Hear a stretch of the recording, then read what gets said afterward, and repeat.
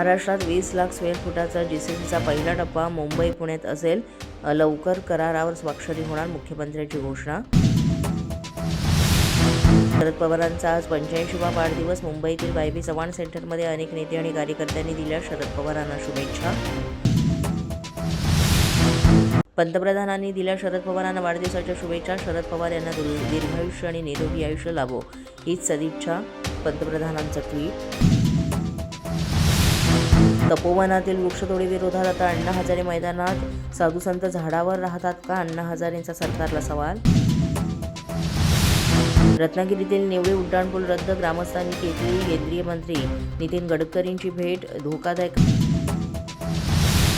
महायुती सरकारकडे 3.5 वर्षात ऐतिहासिक निर्णय, तर निवडणुकांसंदर्भात स्थानिक पदाधिकारी एकमेकांसोबत चर्चा करतील. अडचणी आल्यास वरिष्ठ मार्ग काढतील. उपमुख्यमंत्री एकनाथ शिंदेंचं वक्तव्य. महापालिका निवडणूक महायुतीच जिंकणार, एकनाथ शिंदेंचा दावा. कोणाला बाजूला ठेवण्याचा प्रश्नच नाही, राष्ट्रवादी संदर्भात एकनाथ शिंदेंचं वक्तव्य.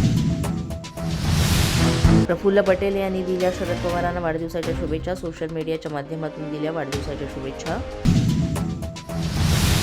मुंबई महानगरपालिकेसाठी महायुतीचा सर्व्हे, भाजपला जवळपास 90 ते 100, शिवसेनेला 50 ते 60 जागा मिळणार.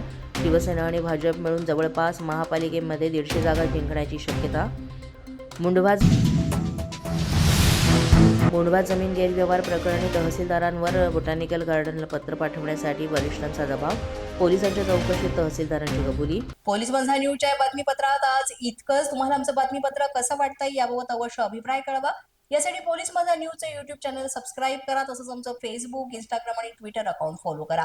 अधिक माहितीसाठी आमच्या www.policemazanews.com या वेबसाईटला भेट द्या. आमचे अधिकृत प्रतिनिधी व्हायचं असेल तर स्क्रीनवर दिलेल्या क्रमांकांवर आजच संपर्क साधा. आजच्या बातमीपत्रात इतकंच. पुन्हा भेटूया पुढील बातमीपत्रात. तोपर्यंत पाहत रहा पोलीस माझा न्यूज.